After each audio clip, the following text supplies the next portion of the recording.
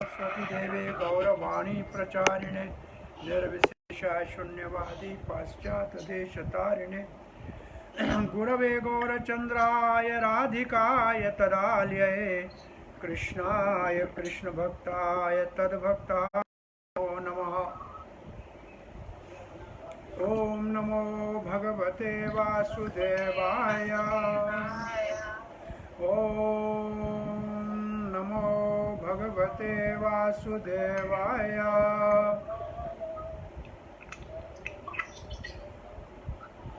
ओम नमो भगवते वासुदेवाय।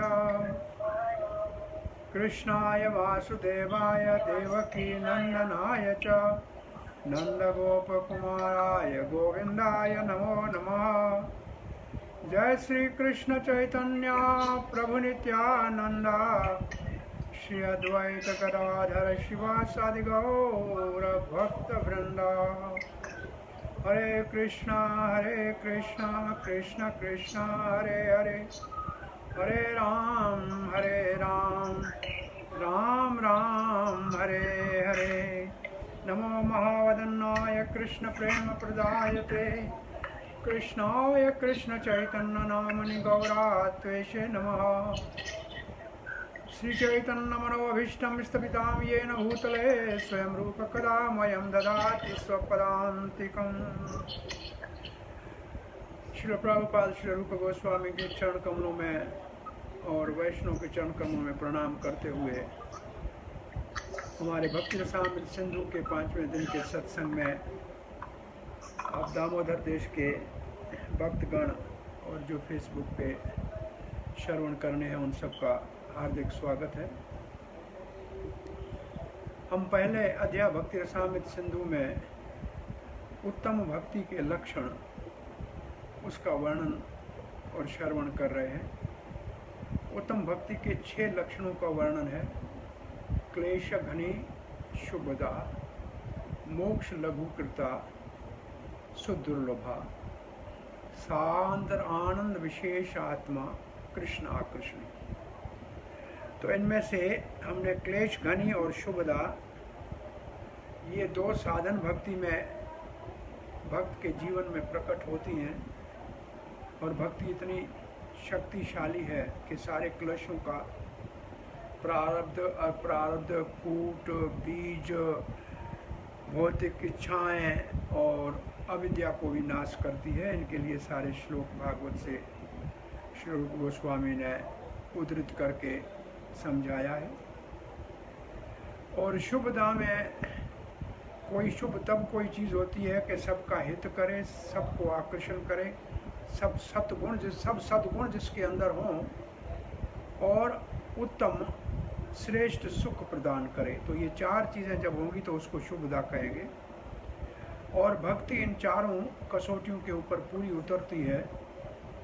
और भक्ति का और क्या नहीं उतरता है? पूरा कर्म नहीं पूरा उतरता है, ज्ञान नहीं पूरा उतरता है और योग भी पूरा नहीं उतरता है, क्योंकि उनमें एक तो सद्गुण नहीं होते हैं, ना आधुनिक शिक्षा पद्धति में ऐसे सद्गुण व्यक्ति में आते हैं, न ही कोई योग अभ्यास करने वाले तथाकथितों में ऐसे गुण का सद्गुण उत्पन्न होते हैं। और आनंद तो अद्भुत आनंद की अनुभूति तो और साधनों में नहीं है। इसलिए भक्ति में चारों चीज़ें परिपूर्ण रूप से प्रकट भी होती हैं और दूसरों में जो मिलता है वो तो मिलता है, लेकिन उनसे विशेष भी मिलता है। और ये आनंद अनंत है जबकि वो सीमित है। इसके बाद भक्ति, जब भाव भक्ति का उदय होता है तो उसमें जो मोक्ष का सुख है वो भी छोटा सा हो जाता है, वो लघु हो जाता है, तुच्छ हो जाता है। तो मोक्ष लघुकृता में हमने 2-3 श्लोकों से, प्रहलाद महाराज के श्लोकों से और अन्य भागवत के श्लोकों से इस बात को पुष्ट किया था कि कैसे मोक्ष भी भाव भक्ति के उदय होने के ऊपर छोटा हो जाता है। और उसके बाद सुदुर्लभा, ये भी भाव भक्ति का उत्पन्न होना, हृदय में प्रकट होना बहुत दुर्लभ है, क्योंकि हमारे साधन से पहले तो आसक्ति तक पहुँचें और फिर आसक्ति के बाद भी अपने प्रयास से नहीं, भगवान कृष्ण के कृपा से, और वो भगवान की कृपा भक्त की कृपा से होती है, तो उसके बगैर नहीं मिलता है, इसलिए दुर्लभ है। और दूसरा सुदुर्लभ इसलिए है कि भगवान भाव भक्ति देने में थोड़ा सा हिचकिचाते हैं, क्योंकि भाव भक्ति देने के बाद भगवान उनके अधीन हो जाते हैं, इसलिए भाव भक्ति सुदुर्लभा है। और ये कितनी दुर्लभ है इसके भी हमने शास्त्र के श्लोकों से इसकी पुष्टि की थी।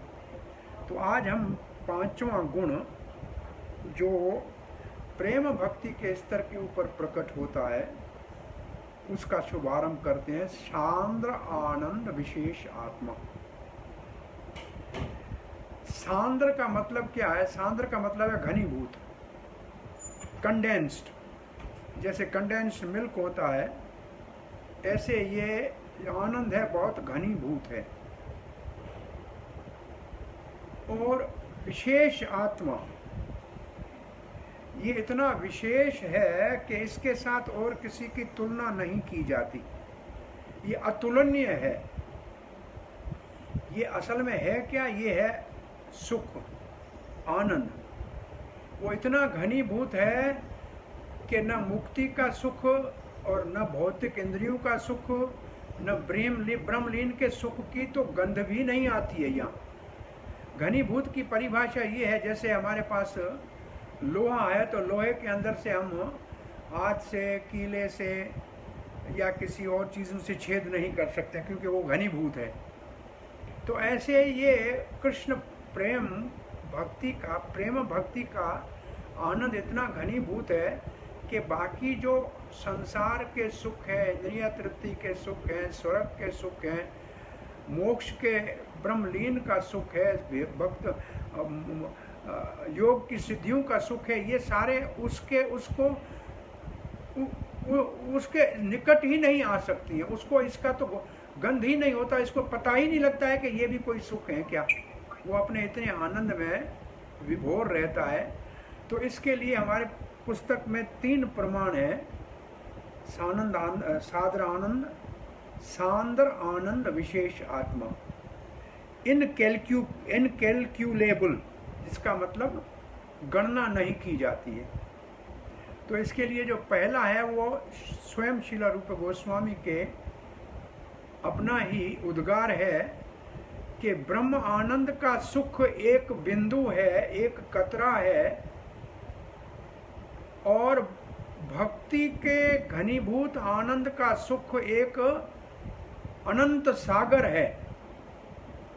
और कितने अरबद्ध ऐसे कुछ संस्कृत में कहते हैं जिसका अर्थ है कोई गिनना नहीं, ट्रिलियंस ऑफ टाइम्स।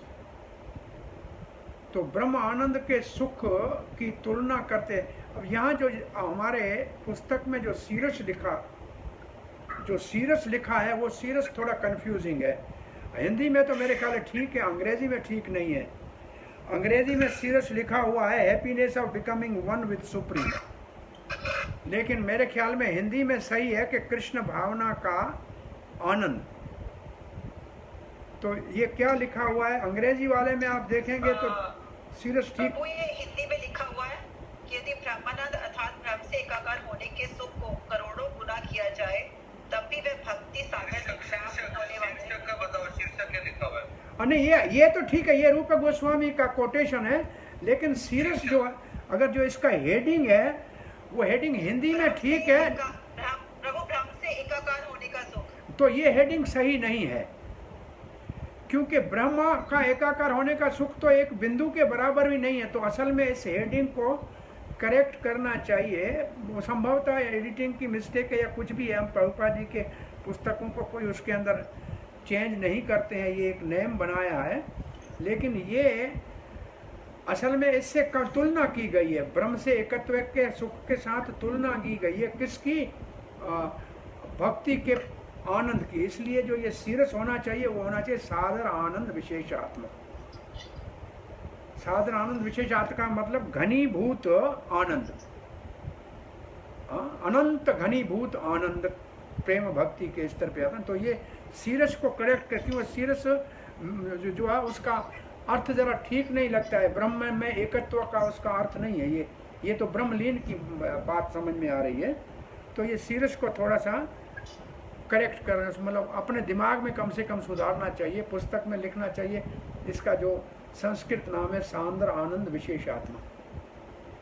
ठीक है, तो पहला कोट आपने देख लिया सांद्र आनंद का। दूसरा कोट हरि भक्ति सुधोदय से प्रहलाद महाराज ये श्लोक कहते हैं, जिस श्लोक का अनुवाद अपने पुस्तक में है। त्वत् साक्षात कर्णाहलाद त्वम साक्षात कर्णाहलाद विशुद्धावधि स्तस्य में। त्वत् साक्षात भगवान आपका साक्षात मैं सुन रहा हूँ, देख रहा हूँ, और ये इतना आनंद दे रहा है। अहलाद, प्रहलाद का नाम ही है, प्रहलाद शब्द में है प्रहलाद, प्रकृष्टेन रूपेण अहलाद। इतना अद्भुत आनंद, इतना अद्भुत आनंद जिसकी गणना न की जाए। प्रहलाद महाराज कहते हैं कि भगवान आपके साक्षात दर्शन और आपके संभाषण का इतना आनंद, विशुद्ध बुद्धि, विशुद्धावधि, विशुद्धा अवधि, अवधि कहते हैं समुद्र को, और मैं इसके इतना आनंद ले रहा हूं कि सुखानी घोष पदायंती ब्राह्मणे अपि जगत गुरु, कि जो ब्रह्म सुख है वो एक गाय के बछड़े के खुर में पानी के समान भी इसके सामने नहीं है, जबकि आपके साक्षात प्रेमा भक्ति के उदय होने का सुख एक असीम सागर के समान है। तो ये भक्ति सुधोदय का प्रहलाद महाराज का उदाहरण आपने देखा। पहले रूपा गोस्वामी, फिर प्रहलाद महाराज का ये उद्गार है। और उसके बाद तीसरा जो भागवत के प्रमुख टीकाकार श्री चैतन्य महाप्रभु के द्वारा जिनका बहुत सराहना की गई है, श्रीधर स्वामी, जो रेमुणा में जहाँ खीरचोर गोपीनाथ है, जहाँ हमारे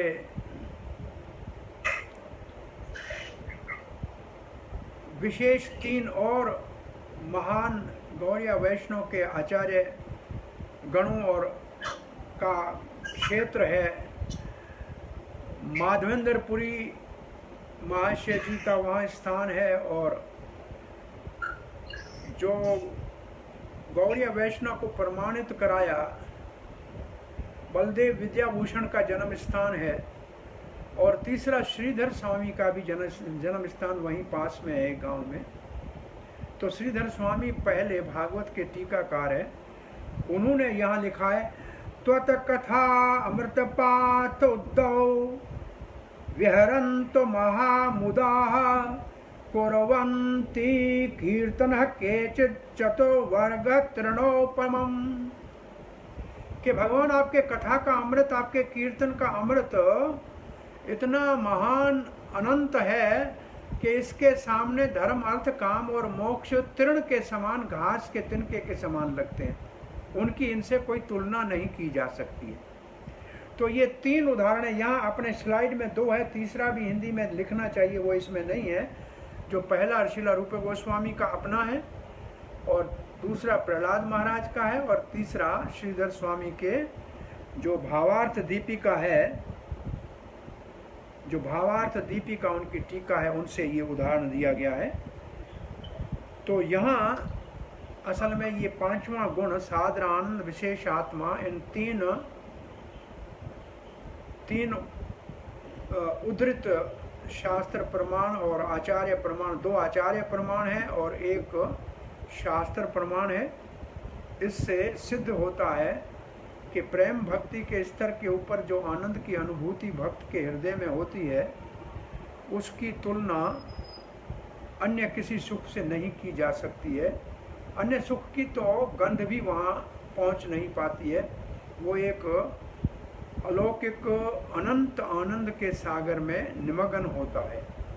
तो ये 5वां था। अब 6ठा गुण जो है, ये प्रेम भक्ति के स्तर के ऊपर प्रकट होता है। इसका नाम है कृष्ण आकर्षणी।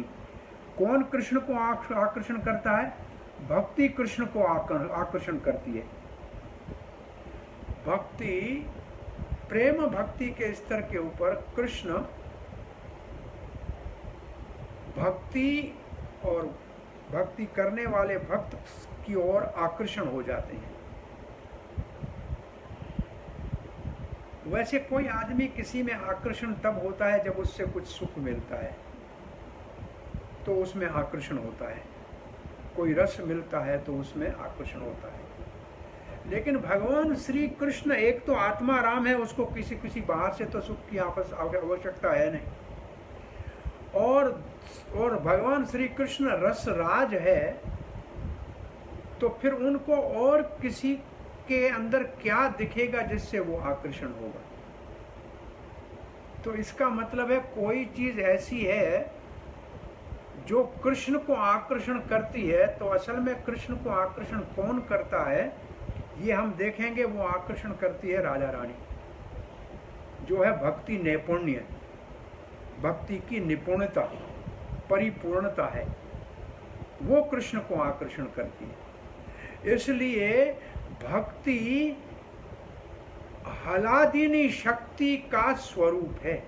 प्रेम भक्ति असल में जो है वो हलादिनी शक्ति का स्वरूप है, इसलिए वो कृष्ण को आकर्षण करती है।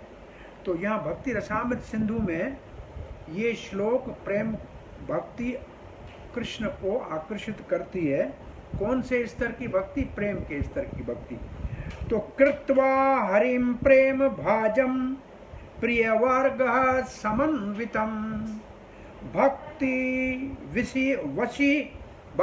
वशी करोति श्री कृष्ण आकृष्णे मता।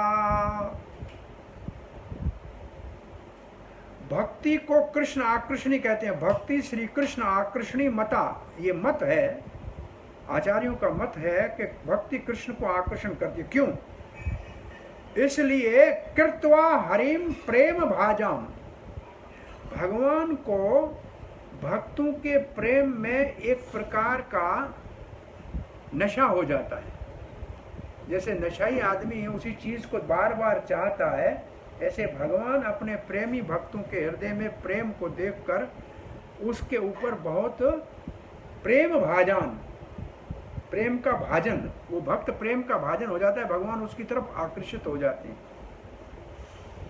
और वशीकृत, और वो भक्त का प्रेम भगवान को अपने वश में कर लेता है।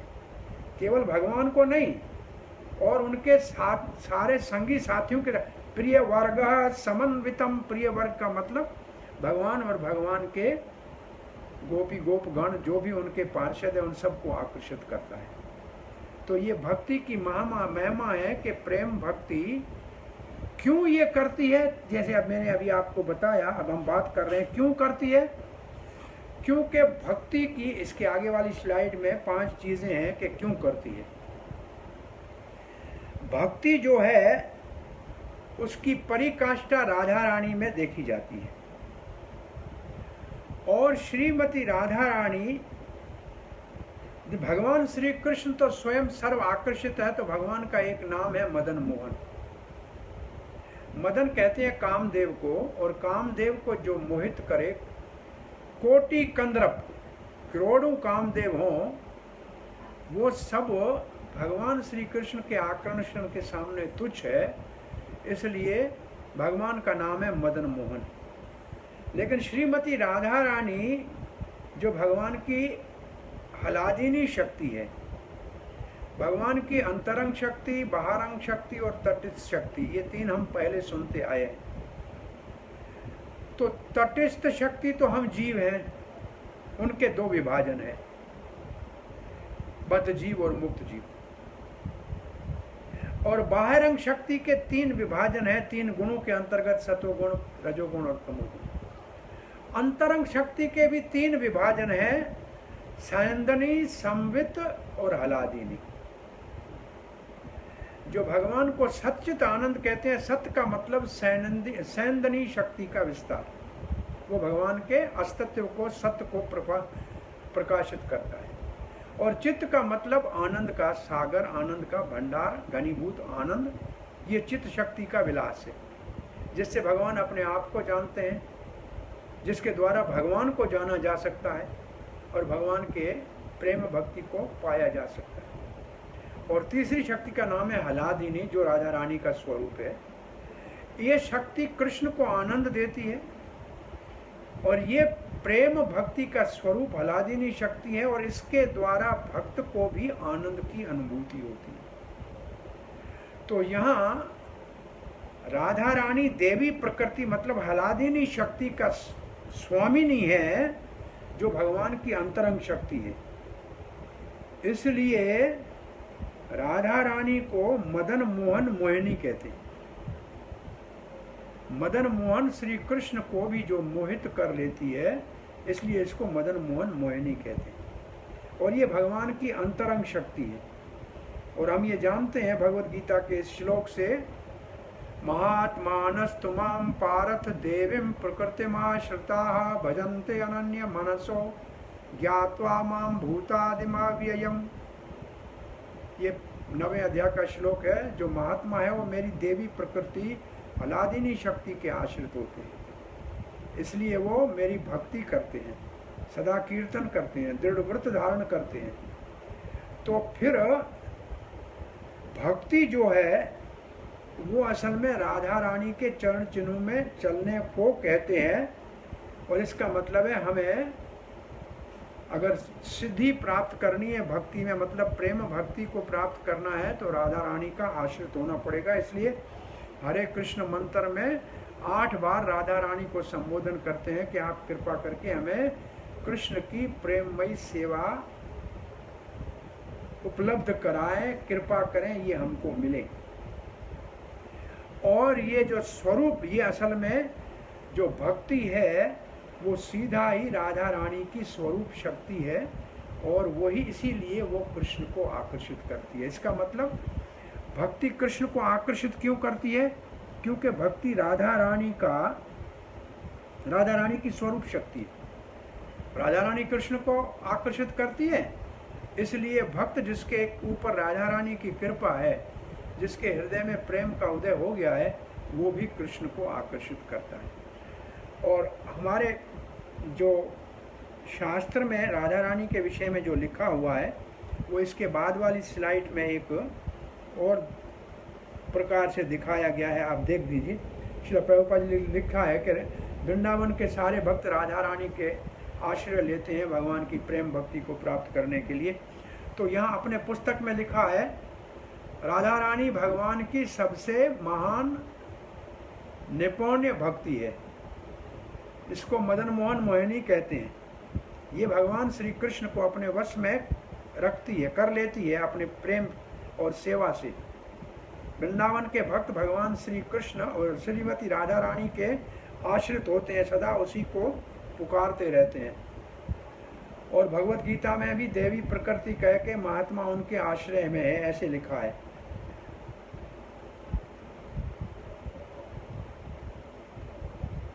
भक्ति राधा रानी के आश्रित है, इसलिए वो कृष्ण को आकर्षित करती है। और भक्ति का अर्थ है राधा रानी के अनुयायी बनना, अनुगामी बनना, चरण चिन्हों पे चलना। तो ये जो है 7 चीज़ें ये हमारे पुस्तक के अंदर ऐसे राधा रानी को केंद्र करके लिखी गई हैं। और जो भक्त राधा रानी की कृपा से, और राधा रानी की कृपा की मूर्ति कौन है? गुरुदेव। गुरुदेव है राधा रानी की कृपा की मूर्ति। बलराम जी और राधा रानी की कृपा की मूर्ति गुरुदेव।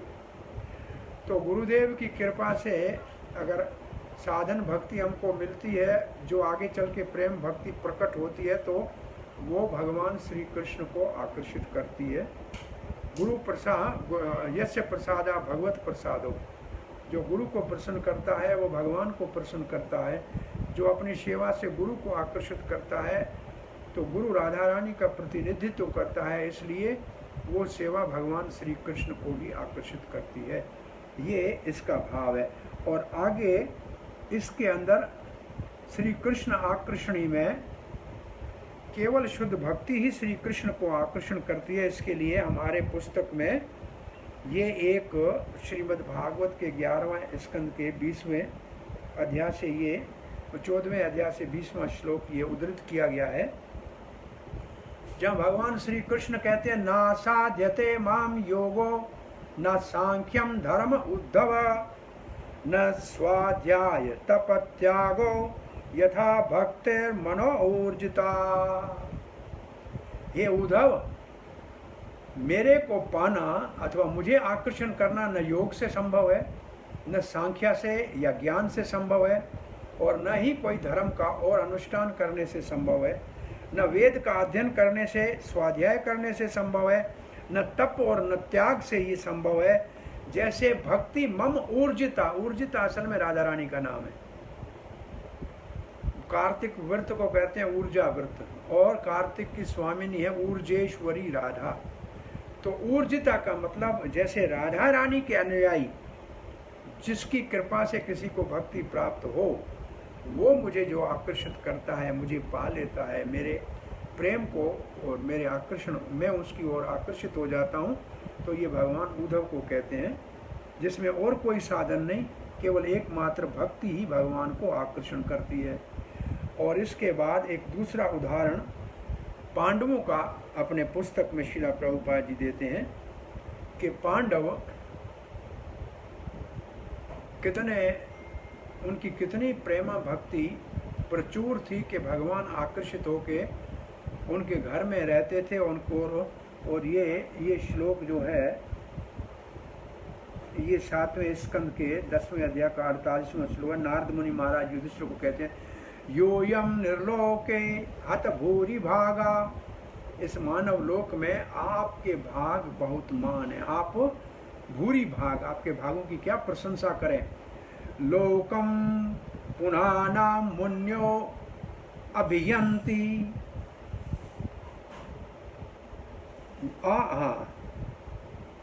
भूरि भागा आप है लोक पुनाम मुनि नाम, कि जो लोगों को पुनाना पवित्र करने वाला, मुनयो अभयंती, और मुनियों को आनंद देने वाला, अभयंती बार बार, ये शाम ग्रम आवस्थिति, जो आपके घर में आते हैं साक्षात, जो साक्षात भगवान श्री कृष्ण कैसे आते हैं, गूढ़म परम ब्रह्म, वो है परम ब्रह्म लेकिन छुपे हुए रूप से आते हैं। मनुष्य लिंगम, जैसे सामान्य कोई मानव हो ऐसे आपके भाई के रूप में आ जाते हैं, आपके मित्र के रूप में आ जाते हैं, आपके संदेश वाहक के रूप में आ जाते हैं, आपके भाई के गुरु के रूप में आ जाते हैं।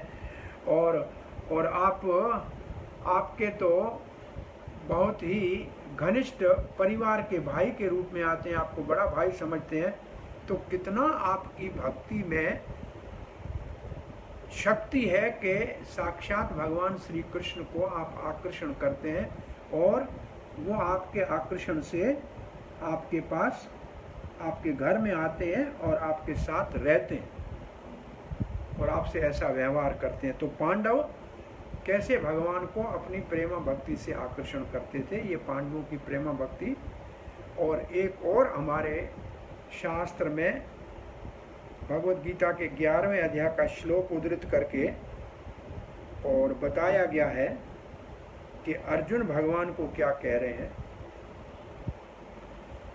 सखेति मत्वा प्रसवम यदोक्तम, हे कृष्ण हे यादव हे सखेति, अजानता मेहमानं तवेदं, मया प्रमादात् प्रणयेन वापि, यच्च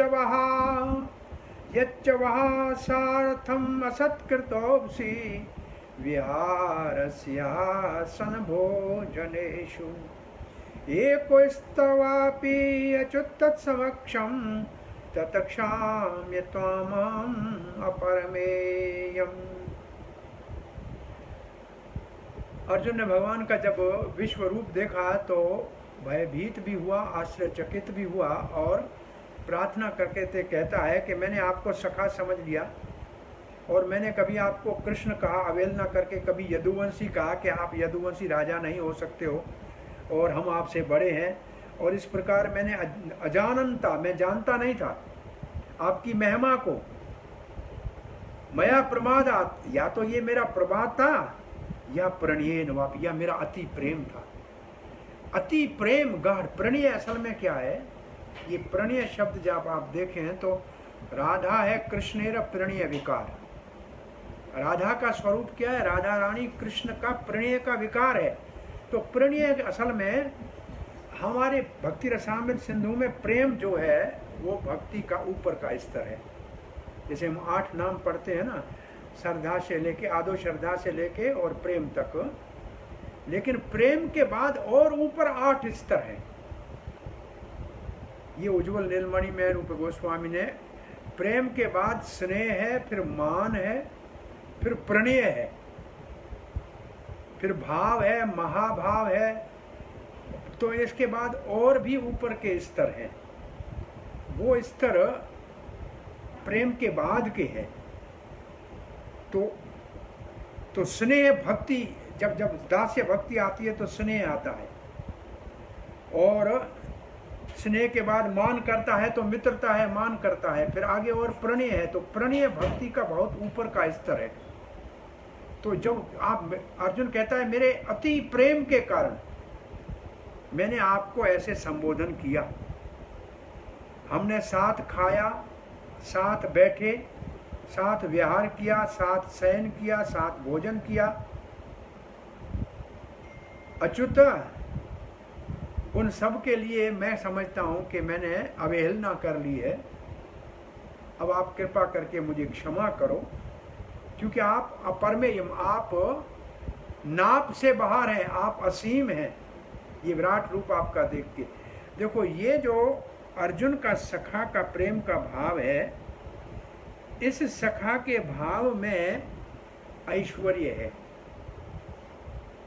भगवान का विश्व रूप देखकर अर्जुन आश्चर्यचकित हो गया और हाथ जोड़ के प्रार्थना कर रहा है। प्रेम है, लेकिन प्रेम आश्चर्य भगवान के ऐश्वर्य को देखकर, भगवान की महिमा को देखकर संकुचित हो गया और ऐश्वर्य के कारण हाथ जोड़ के बैठा। अब भगवान के दूसरे जो वृंदावन के भक्त हैं, सखा हैं, वो भगवान चाहे किसी भी असुर को मारे, चाहे गोवर्धन 7 दिन हाथ के ऊपर उठाए, लेकिन वो सखा कृष्ण को कभी महिमा से और ऐश्वर्य से प्रभावित नहीं होते। वो कहते हैं तुम और हम बराबर हैं, तुम कौन से बड़े हो, हम तुम्हारे मन की बात जानते हैं। यहाँ अर्जुन कहता है मैं नहीं जानता हूँ, अजानंता, और वो कहते हैं हम तुम्हारे मन की बात जानते हैं। तो वो विश्रम्भ सखा जो है, ब्रज के सखा जो है, उन सखाओं का प्रेम जो है वो ऐश्वर्य शून्य है। वो प्रेम केवल माधुर्य के ऊपर स्तर है, उसमें ऐश्वर्य नहीं है। लेकिन अर्जुन के प्रेम में ऐश्वर्य है। फिर ये प्रेम भी अर्जुन कृष्ण को आकर्षण कर सकता है। तो वो प्रेम जो ब्रज के सखाओं के अनुगामी बन के प्राप्त किया जाए तो वो कृष्ण को कितना आकर्षण करेगा। तो यहाँ इन उदाहरणों के साथ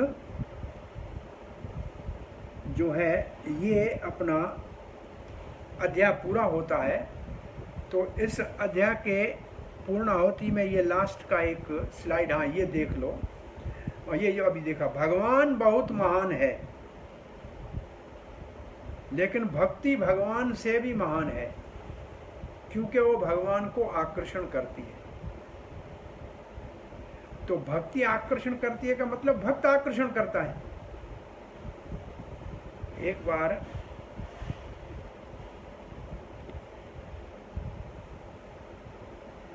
कलकत्ते में हमारे संस्था का मंदिर किसी बड़े जमींदार की कोठी में था। जमींदार चैतन्य महाप्रभु का बहुत महान भक्त था। अच्युतानंद स्वामी प्रभुपाद जी के शिष्य से बात करते हुए कहने लगा, देखो चीनी होती है, दूध होता है, दोनों बहुत अच्छे हैं, लेकिन दोनों मिलकर रसगुल्ला बनता है तो बहुत बड़ा स्वादिष्ट होता है। ऐसे राधा और कृष्ण दो हैं, बहुत सुंदर हैं, लेकिन दोनों मिल के एक चैतन्य महाप्रभु बन जाते हैं तो बहुत मधुर होता है। तो अच्युतानंद स्वामी तो इस बात को, इतना ज़्यादा रहस्य को समझ नहीं पाया।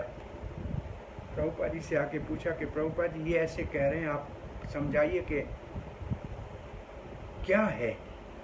प्रभुपाद ने कहा देखो, पहले दूध और चीनी था तब रसगुल्ला बनाना, तो राधा और कृष्ण तो पहले हैं, तब चैतन्य महाप्रभु का प्रकट्य उन दोनों के मिश्रण से होता है। तो ये बात तो सिद्ध है कि पहले राधा कृष्ण है, पहले दूध और चीनी है, तब रसगुल्ला बना। बोला ये बात तो प्रभुपाद जी समझ में आई, लेकिन दोनों में महान कौन है? तो प्रभुपाद जी थोड़ी देर शांत रहने के बाद अपने कमरे में कलकत्ते में लगे हुए एक फोटो को, चित्र को देखा, जिसमें कृष्ण राधा रानी के चरणों में प्रार्थना कर रहा था, अनन्य विनय कर रहा था हाथ जोड़ के। तो प्रभुपाद ने देखा देखो राधा रानी महान है, कृष्ण उनकी सेवा के लिए हाथ जोड़ के खड़ा है। फिर प्रभुपाद ने देखा कि नंद बाबा के खड़ाऊ चप्पल भगवान श्री कृष्ण सर के ऊपर उठा के जा रहे हैं। तो प्रभुपाद ने कहा देखो नंद बाबा महान है कि कृष्ण उनके चप्पल उठा के जा रहे हैं। और फिर प्रभुपाद जी शांत होकर गंभीरता से कहा भक्त भगवान से महान है। और चैतन्य महाप्रभु भक्त के भाव में आए हैं, इसलिए वो प्रेम को सबको बड़ी उदारता के साथ दे रहे हैं। तो भक्त भगवान से महान है। और कभी प्रभुपाद जी हास्य और कटाक्ष में कहते थे कि ये मायावादी कहते हैं कि हम भगवान बन जाएंगे, ब्रह्म बन जाएंगे, बनने दीजिए, हम इनके बाप बन जाएंगे और ये हमारा जूता उठा के आएंगे। प्रभुपाद जी का भाव था कि ये अगर ब्रह्म बन जाएंगे तो हम भक्त भग जाएंगे तो ये हमारे अधीन हो जाएंगे, हम इनसे बड़े हो जाएंगे। तो भगवान महान है, लेकिन भक्त भगवान से भी महान है। और विशेष रूप से भक्त किस बात में भगवान से महान है, कोई अगर पूछे तो उसका उत्तर ये है कि पतितों का उद्धार करने के लिए, भगवान की भक्ति का प्रचार करने के लिए, लोगों के ऊपर कृपा करने के लिए भक्त महान है। इसलिए गुरु वर्ग को कहते हैं कृष्ण कृपा मूर्ति। वो भगवान श्री कृष्ण की कृपा की मूर्ति है। वो लोगों को भगवान श्री कृष्ण के चरण में लाते हैं, इसलिए भगवान श्री कृष्ण से भी उनका कार्य महान है, क्योंकि वो संसार में भूले भटके पतितों को भगवान की सेवा में लाते हैं। तो भक्ति निपुण जब हो जाए तो लाखों लोगों का एक भक्त उद्धार कर सकता है। जैसे श्रील प्रभुपाद ने पूरे विश्व के अंदर लाखों लोगों को आज तक भी कृष्ण की प्रेम भक्ति की ओर आकर्षित कर रहे हैं। तो ये हमारा अध्याय पूरा होता है पहला इस शब्द के साथ कि भक्ति बहुत बड़ी शक्तिशालिनी है। ऐसी शक्ति और किसी साधन में नहीं है। न ज्ञान में ये शक्ति है, न योग में ये शक्ति है, तो फिर कर्म में ये शक्ति कहाँ से आएगी। इसलिए भक्ति सर्वोपरि है। और उत्तम भक्ति जिसका वर्णन श्रील रूप गोस्वामी ने किया है अनभिलाषिता शून्यम श्लोक से, और दूसरा श्लोक भी आप अगर याद करें तो अच्छा है, सर्वोपाधि विनोर्मुक्तम तत्पर्वत्वेन ऋषिकेश ऋषिकेश सेवनम भक्तिर उत्तमा। ये दो उत्तम भक्ति की परिभाषाएं हैं। और यहाँ इस अध्याय को पूरा करके आज हम दूसरे अध्याय का शुभारंभ करते हैं। और दूसरा अध्याय एक दिन और चलेगा। तो दूसरे अध्याय में आइए। दूसरे अध्याय का नाम है भक्ति का प्रारंभिक स्तर। भक्ति के प्रारंभिक स्तर और आरंभिक। तो भक्ति जब शुरू करते हैं उसका आरंभ में क्या क्या स्तर होते हैं।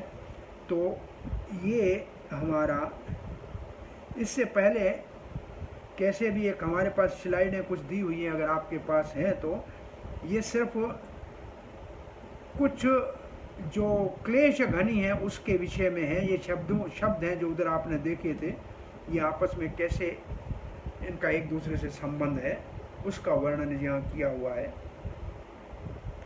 तो आप चाहें तो इसको देख सकते हैं। हम तो इतना कहते हैं पाप जो है, जो हम पाप करते हैं, ये पाप हमारी परंपरा में कहाँ है। पाप की परंपरा में अविद्या के नीचे है बीज और बीज के नीचे है पाप। तो कोई पाप करेगा तो उसके दो फल होंगे, एक होगा अप्रारब्ध और दूसरा होगा प्रारब्ध। अब ये जब दो फल हो जाएंगे तो जो प्रारब्ध है वो तो अप्रारब्ध है, जो अप्रारब्ध है वो प्रारब्ध हो जाएगा। एक तो अप्रारब्ध है, एक अप्रारब्ध तत्काल प्रारब्ध हो जाएगा और उसके लिए जन्म लेना पड़ेगा और दुख या सुख भोगना पड़ेगा। दूसरा जो अप्रारब्ध है वो कूट हो जाएगा। कूट हो जाएगा मतलब अभी ऐसी पाप करने की प्रवृत्तियां पैदा हो जाएंगी जो आगे चल के दूसरे जन्म में पाप कराएंगी। ये वो कूट था जो हमारी लाइन में दूसरे जन्म में प्रकट होगा। तो प्रारब्ध दो, अप्रारब्ध दो प्रकार के हो गए, एक तत्काल प्रारब्ध में परिवर्तित हो जाए और एक कूट के रूप में रहे और उसके बाद पाप प्रारब्ध में परिवर्तित हो। तो दूसरे तरफ ये लिखा है, देखिए, पाप करेंगे तो अप्रारब्ध होगा, अप्रारब्ध से एक तो प्रारब्ध हो गया और प्रारब्ध से जो कूट है इसके कारण फिर बीज पैदा होगा। किस बात का बीज होगा? ये कौन सा बीज है?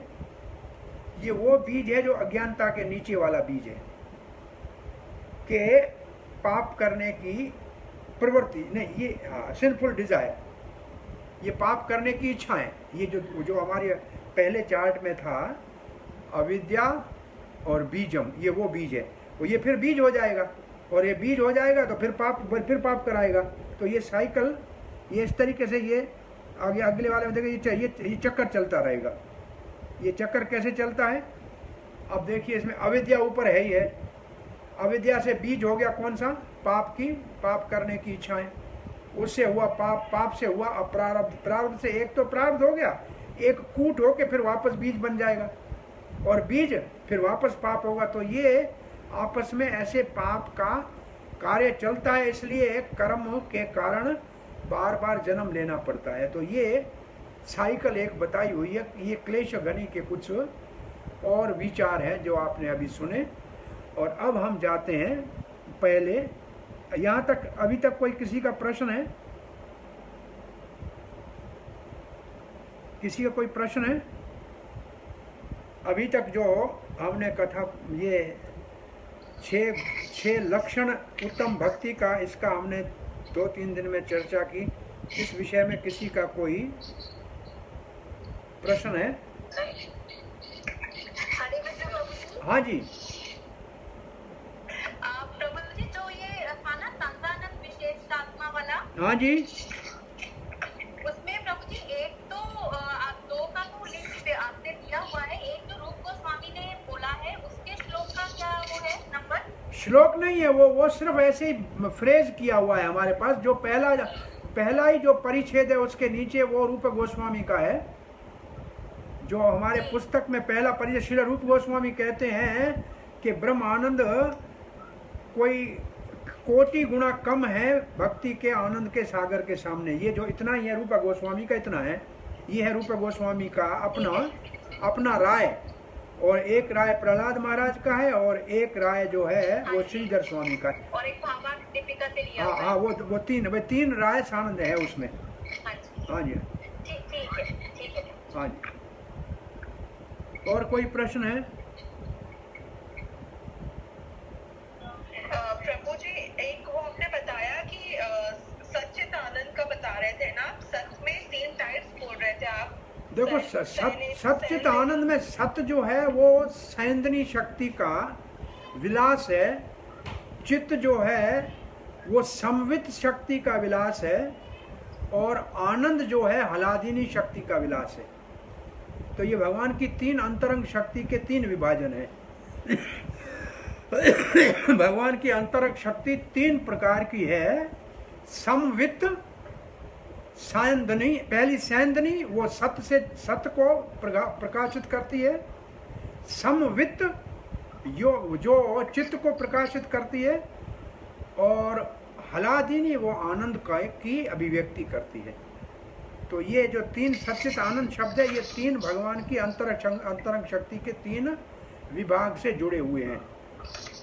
संवित न, पहले सैंदनी, फिर संवित, फिर हलादिनी। ये फिर आगे फिर भी आएंगे, भाव भक्ति के समय आएंगे 15-16 अध्याय में शायद, लेकिन उसमें बहुत टाइम के बाद इनका नाम आएगा फिर। जी ठीक है। और कोई कृष्ण, और कोई प्रश्न?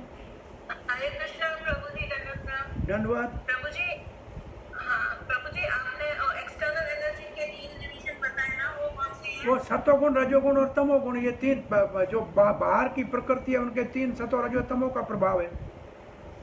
Okay okay okay, thank you प्रभु। हाँ हाँ जी।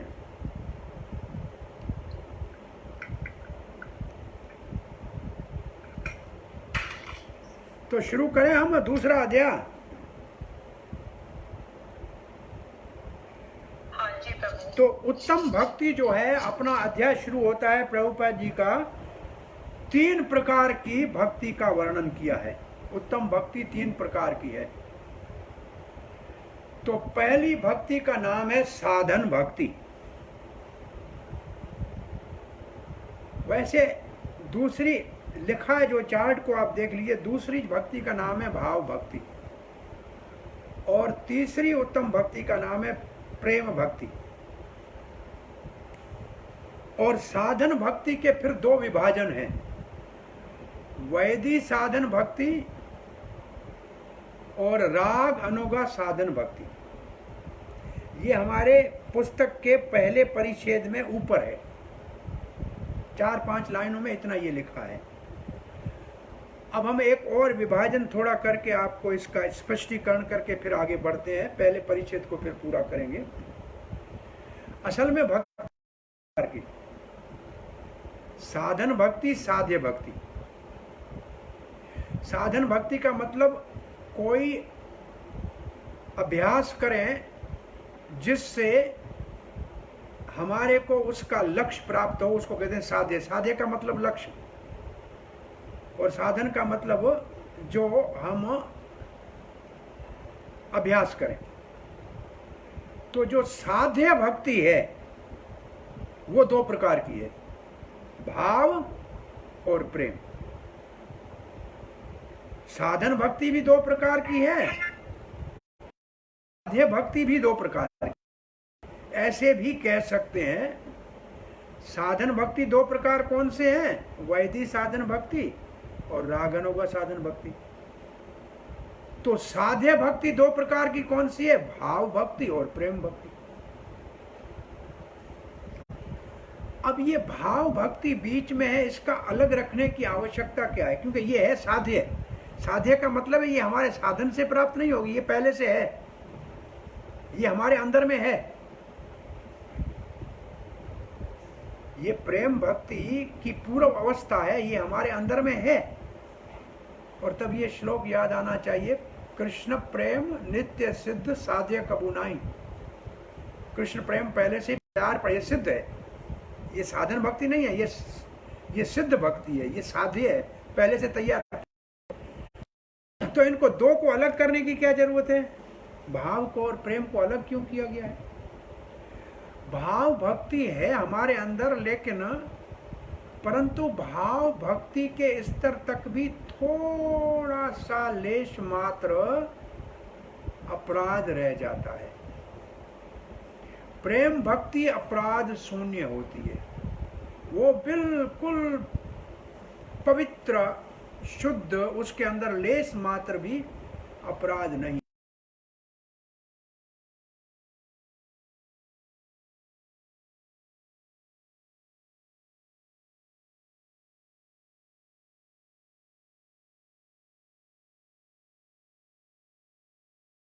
लेकिन हिरण में आसक्त होके हिरण के जन्म में फिर भी हिरण जैसा व्यवहार न करके ऋषि के आश्रम में अपने जीवन को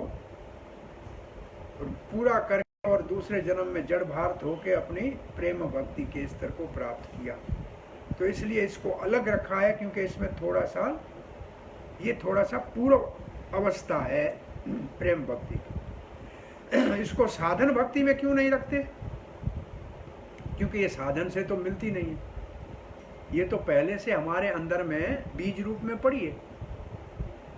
ये तो साधन का फल है, साधन करेंगे तो ये जागृत होगी।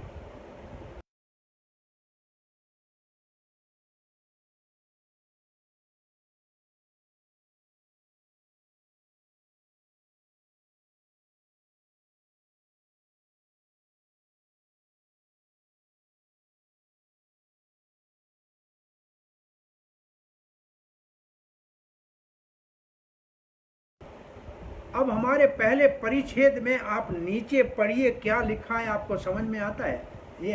ये तो आपने, हाँ ये खोल, भले भले रखिए, स्लाइड रख लीजिए, लेकिन जो नीचे लिखा है वो आप ऐसे पढ़ेंगे तो समझ में नहीं आएगा। आप देखिए क्या लिखा है।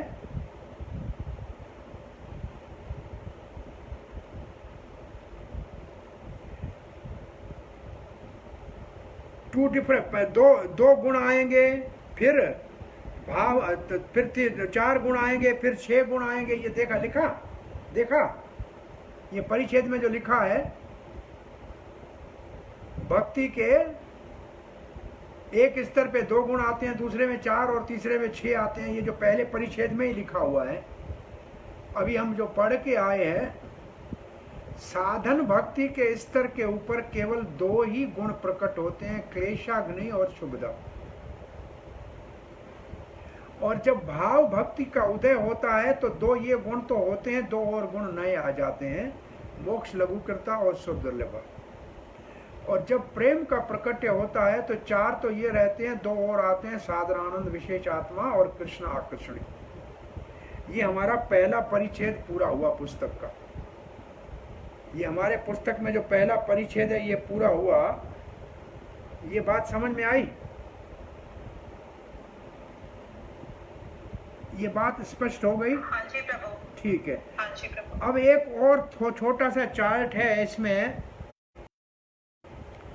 ये दर्शाया जा रहा था है कि तीनों भक्ति के तीनों स्तरों में आनंद की अनुभूति होती है, लेकिन तीनों आनंद एक दूसरे से थोड़ा थोड़ा अंतर है उनकी घनीभूता में। साधन भक्ति में जो आनंद है, जो सुख है, वो है शुभदा में। आपको याद है, शुभदा में चौथा है उत्तम सुख की प्राप्ति करता है। शुभदा में 4 थे, आपको याद होगा तो, सबका हित, सबको आकर्षण, सब सत्गुण और परम सुख, उत्तम सुख। तो साधन भक्ति में भी सुख की अनुभूति होती है। भाव भक्ति में जो सुख की अनुभूति होती है वो मोक्ष लघु करता है। उसमें देखो साधन भक्ति में केवल कहते हैं कि इंद्रिय भोग से और मोक्ष से ये अच्छी है, लेकिन आवाज आनी बंद हो गई थी मेरी। आवाज बंद हो गई? अभी है कि बंद हो गई? हाँ जी, अब आ गई, आ रही। ओके, हरे कृष्ण। और मोक्ष लघुकर्ता में मोक्ष बहुत तुच्छ लगता है, तो ये सुख उससे ज्यादा है। और प्रेम में सांद्र आनंद, विशेष आत्मा जो है, ये आनंद है, और ये घनीभूत आनंद है। इनमें पता भी नहीं लगता है कि मोक्ष क्या है, इंद्रिय सुख क्या है, इसकी कोई जरूरत क्या है, इसकी कोई गणना ही नहीं की जाती है। ये तो तुच्छ जैसे हो जाते हैं। अब हम आते हैं दूसरे परिच्छेद के ऊपर। में दूसरा परिच्छेद है कि भक्ति का अधिकारी कौन है। देखा भक्ति का अधिकारी शब्द, देखा कि भक्ति का अधिकारी कौन है। तो भक्ति का अधिकारी कौन है? जिसके अंदर रुचि है या आसक्ति है। आपने यहां लिखा है रुचि, जिसके अंदर रुचि है। किसके लिए रुचि है? पहला ये समझना चाहिए, 2 बातें समझते हैं। रुचि है, ये तो है उसकी योग्यता या अधिकार भक्ति को अभ्यास करने का। तो ये रुचि किस में है, एक प्रश्न है, और ये रुचि कैसे उत्पन्न होती है, ये दूसरा प्रश्न है। तो ये रुचि उत्पन्न होती है पूर्व जन्म के संस्कारों से। पूर्व जन्म के कौन से संस्कारों से? भक्ति जनित सुकृति से। कर्म जनक सुकृति नहीं, ज्ञान जनक नहीं, योग जनित सुकृति नहीं, भक्ति जनित सुकृति। तो ये भक्ति जनित सुकृति कैसे आती है? किसी भगवान के प्रेमी भक्त की जाने अनजाने में सेवा हो जाए, सराहना हो जाए, तो अज्ञात सुकृति पहले पैदा होती है। हमको पता नहीं है, हमारे द्वारा ऐसे कोई कार्य कभी हो गया और शुद्ध भक्त की कृपा हो गई, हमको मालूम भी नहीं पड़ा, हमारे जीवन में अज्ञात सुकृति का उदय हुआ। उस सुकृति के कारण हमारे को रुचि पैदा हुई। किसमें रुचि पैदा हुई? श्रील प्रभुपाद जी हमारे इस पुस्तक में नीचे लिखते हैं, जिसकी रुचि गीता भागवत आदि शास्त्र पढ़ने में है, वो भक्ति में अग्रसर हो सकता है, और केवल जो करता है उसके लिए ये थोड़ा सा कठिन है। तो शास्त्र में रुचि, हमारे एक सन्यासी कहते थे कि हम पुस्तक जब वितरण करते थे तो सुबह से शाम तक जाते थे, तो प्रायः 10-20 आदमी को मिलते थे तो कोई एक ही लेता था। तो हमने कहा बहुत समय व्यर्थ हो जाता है, कोई ऐसा साधन निकालें कि पता लगे कि कम से कम ये लेगा और ये तो बिल्कुल नहीं लेगा, ताकि उसके ऊपर समय ज़्यादा खराब ना हो। तो वो महाराज कहने लगे कि हमने ये नियम बना लिया कि पहले हम सुंदर कोई भगवान श्री कृष्ण का चित्र पुस्तक के उसके सामने रखते थे। अगर वो उसकी ओर आकर्षित होता था तो हमें लगता था कि इसकी सुकृति है और ये कम बात करने के लिए ठीक है, और जो देखते मुंह फेरता था हम कहते इसके ऊपर टाइम खराब नहीं करना चाहिए, अभी इसकी सुकृति का उदय नहीं हुआ है। तो ऐसे बहुत से लोग हैं जो आपको मिलते हैं जिनकी सुकृति का उदय होता है, वो भक्ति में प्रेरित होता है, उसको भक्ति में रुचि होती है। और जिसकी सुकृति भक्ति जनिक सुकृति, ये जो सुकृति है इसके सामने लिखना चाहिए कौन सी रुचि, भक्ति जनिक रुचि। और एक जन्म में नहीं, प्रभुपाद जी लिखते हैं कई जन्मों की ये जब रुचि इकट्ठी होती है, ये जब हमारा जो सुकृति इकट्ठी होती है, तब हमारे को ऐसे भक्तों के संग अथवा भक्तों से प्रेरणा लेने की रुचि होती है। तो आप जितने भी आज भक्ति रसामृत सिंधु का श्रवण कर रहे हैं, ये आप निश्चित जानिए कि कई जन्म की आपकी सुकृति उत्पन्न हुई है, तब ऐसे अद्वितीय अनुपम भक्ति रस के शास्त्र में आपको रुचि हुई है और आप सुन रहे हैं। अब मुख्य है शुद्ध भक्त का संग और उनके निर्देशों के पालन से भक्ति के कार्य में लगना। तो एक बात समझ लीजिए, किसी भी सुकृति से, किसी भी साधन से भक्ति नहीं, भक्ति केवल भक्ति से ही प्रकट होती है। तो भक्त की कृपा से कहीं अहितो की भक्त की कृपा किसी जन्म में हुई होगी, तब अज्ञात सुकृति का उदय हुआ, तब हमारी थोड़ा सा सुकृति के कारण रुचि हुई और हमने और कुछ प्रगति की। ऐसे कई जन्म लगते हैं जब हमारी सतशास्त्र में रुचि होती है, तब हमको किसी भक्त के संग में उनका सानिध्य लेकर, उनसे शिक्षा लेकर, उनके निर्देश में भक्ति के साधनों का अशुभ आरंभ करना सौभाग्य से प्राप्त होता है। तो ये दूसरा परिच्छेद जो है इसमें सब ये लिखा है।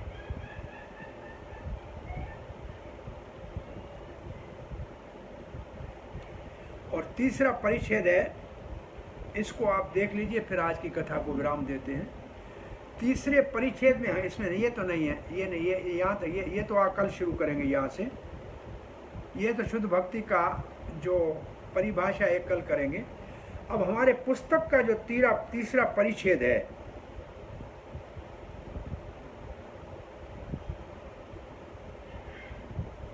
ये परिच्छेद जो है ये क्यों लिखा है इसको देखिए। इसमें लिखा है, ये वो एक नीति शास्त्र का श्लोक है, संभवतः या भागवत और महाभारत का श्लोक है, जिसका अंतिम लाइन सब भक्तों को याद होती है, महाजन गता येन स पंथा।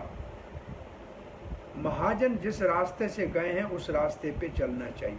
ये प्रभुपाद जी ने यहाँ लिखा है कि शास्त्र बहुत हैं, विद्वान हैं, और सबका मत अलग अलग है, इसलिए किसके पीछे चले।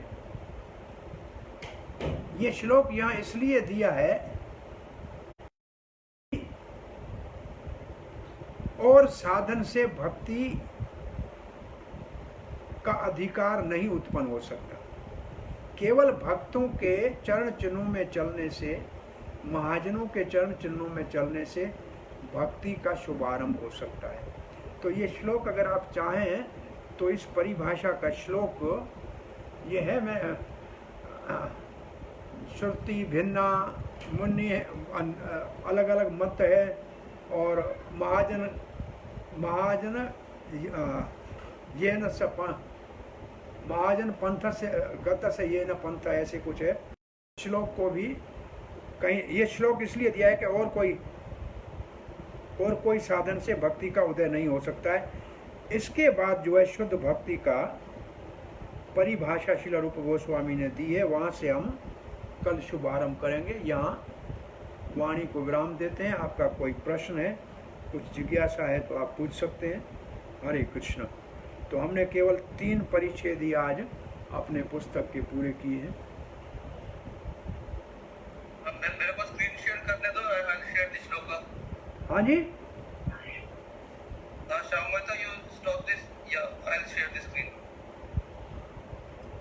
श्लोक तो कहीं पढ़े हैं, श्लोक तो ये मिल जाएगा अभी। तो और कोई प्रश्न है? This is the श्लोक? नहीं, जो अभी तक अध्ययन किया है इसके विषय में कोई प्रश्न है? नहीं, ये वाला श्लोक जो लास्ट आपने बताया ना, चंद्र चरितामृत का। हाँ, ये मेरे को छोटा है, दिखने में नहीं आ रहा है, मैं इसको पढ़ नहीं सकता हूँ। आप खोलेंगे तो नजर आ जाए। इसको बड़ा करता हूँ। महाजन जैन ग्रंथ, नहीं मेरे को नजर नहीं आ रहा है। तब ततार को प्रतिष्ठा श्रुतयो। हाँ, यही है। तासवृषिर्यस्य मतम न भिन्नम। हाँ, धर्मस्य तत्वं निहितं गुह्यं। हाँ, महाजनो येन गता समन्ता। हाँ, ये श्लोक और इसका ट्रांसलेशन यहाँ रख देना चाहिए, जहाँ ये तीसरा ये जो इसके बाद की स्लाइड ये होनी चाहिए बीच में। ये है श्लोक असल में। ये श्लोक की बात कर रहे थे ना? हाँ, ये अभी ये श्लोक, यही ये परिभाषा इसी श्लोक की है। तीसरा परिच्छेद जो है यही श्लोक है। ठीक है, तो ये मध्य लीला चैप्टर 17 एंड 185। हाँ, तो ये मिल गया। तो ये वो भी मिल जाएगा। ऐसे हम वो जो श्लोक है वो भी अपने वेदाभ्यास में कहीं न कहीं है, पद्म पुराण वाला। प्रारब्ध कूट बीजम, ऐसे प्रारब्ध से देख लीजिए या अप्रारब्ध से देख लीजिए, 2 ही शब्द पहले हैं। मेरे ख्याल में प्रारब्ध पहले है या अप्रारब्ध, दोनों में से एक है। ठीक है, मैं देख दूंगा। मिल जाएगा। वैसे तो उसमें पढ़ा ही है, मैं तो पढ़ाया तब उसे देखा था, लेकिन याद नहीं हुआ। और कोई माता जी का प्रश्न है क्या?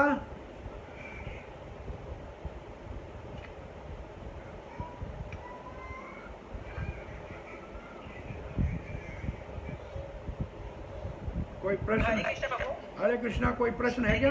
हाँ जी। प्रभु, हाँ जी प्रभु, तो इसका मतलब यह कि साधन भक्ति दो प्रकार की थी। साध्य भक्ति 2 प्रकार की थी। हाँ जी। एंड हमें साधन भक्ति किस तरीके से मिलती है, या फिर तीनों स्तरों में आनंद की? अच्छा, फिर आपने तीनों स्तरों में आनंद की पूर्ति बताई। नहीं, साधन में भी एक सुख है, साधन में भी सुख है, भाव में भी सुख है, और प्रेम में भी सुख है। तो जो वो रुचि, अगर आज कोई कुछ भी कर रहा है तो दैट मींस उसके पहले जन्म की सुकृति है। आज अगर कोई भक्तों के संग में आ रहा है, या पुस्तक ले रहा है, या कोई प्रसाद की सेवा कर रहा है, तो उसकी पहले कुछ सुकृति है, तब ये उसको सौभाग्य प्राप्त हुआ है, और ये सुकृति उसकी और सुकृति बढ़ाएगी तो आगे किसी न किसी जन्म में वो भक्ति निश्चित रूप से करेगा। इसलिए जितने भक्त अभी बने हैं इतना ही हमने प्रचार नहीं किया है, और असंख्य भक्त जो है अभी पोटेंशियल डार्मेंट रूप में पड़े हैं, जो किसी जन्म में भक्त बन जाएंगे। जैसे आज कहते हैं ना, जितने अभी कोरोना के केस है इतने नहीं है, और लाखों हैं जिनके अंदर ये कोरोना बैठा है, कब प्रकट होगा पता नहीं है। तो ये भक्ति का संक्रमण जो अभी हम कर रहे हैं, ये आगे चल के इनके अंदर में प्रेम का प्रकट्य करेगा, कभी ना कभी ये भक्त बनेंगे। ये हमारा जो भक्ति करे एक जन्म का नहीं है, बहुत जन्मों की कमाई है। बहुत रेयरली किसी शुद्ध भक्त की कृपा से बिना सुकृति के भी साधन शुरू हो सकता है। जैसे प्रभुपाद जी कहने लगे, भक्तों ने कहा कि हम बहुत बड़े भाग्यशाली हैं कि आपका सानिध्य मिला। प्रभुपाद ने कहा आप भाग्यशाली नहीं है, मैंने आपका भाग्य बनाया है।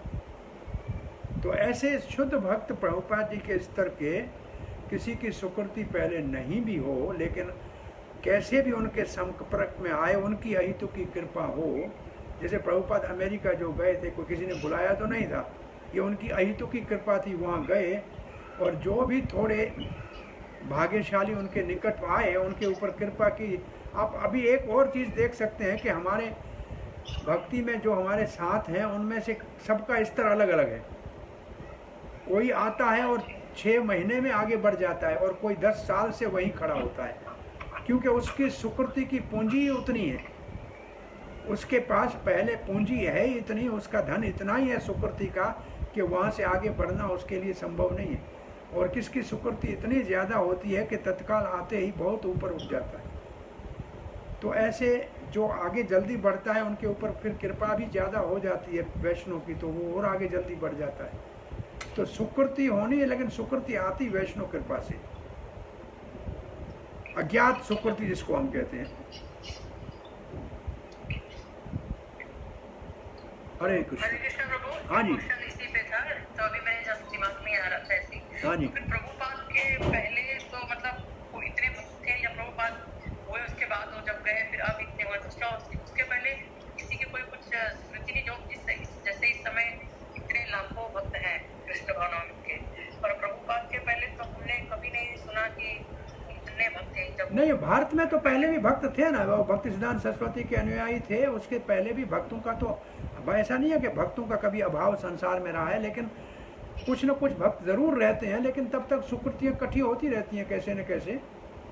लेकिन पाश्चात्य देशों में ये आंदोलन चेतना महाप्रभु की विशेष कृपा, प्रभुपाद जी की भक्ति सिद्धांत सरस्वती की, देखिए एक वो भक्ति विनोद ठाकुर का एक पुस्तक चला गया पहले ही पाश्चात्य देशों में, फिर भक्ति सिद्धांत सरस्वती ने कुछ भक्तों को भेजने का प्रयास किया, फिर प्रभुपाद जी स्वयं चले गए। तो ये 3 पीढ़ियों का तो प्रयास है कि कुछ न कुछ सुकृति कहीं न कहीं शुरू हुई, तब ये कार्य हुआ। अच्छा। और ऐसे भी संभव है, प्रभुपाद जी अपने मुख से कहते हैं कि आप जितने भक्त हो, मेरे गुरु महाराज ने आपको यहाँ मेरे सहयोग के लिए भेजा है। तो ये भी संभव है कि वहाँ की भगवान की योजना के अंतर्गत पहले जिनका सुकृति बहुत अच्छा है उनको वहाँ जन्म मिला हो, और प्रभुपाद की सानिध्य से वहाँ उनकी भक्ति जो है प्रचुर मात्रा में आगे बढ़ गई हो। तो लेकिन एक बात सिद्धांत ये है कि बिना कई जन्मों की सुकृति के भक्ति आरंभ करना शुद्ध भक्त के संग के बगैर संभव नहीं है। मुख्य है शुद्ध भक्त का संग, और दूसरा है सुकृति। ये दोनों होना चाहिए, और सुकृति भी कई जन्मों की है। इसलिए इस जन्म में हमारे को ऐसा चांस अब गंवाना नहीं चाहिए, बहुत गंभीरता से भक्ति के काम में लगना चाहिए। हरे कृष्ण। लगना चाहिए। हरे कृष्ण। Thank you. हरि बोल।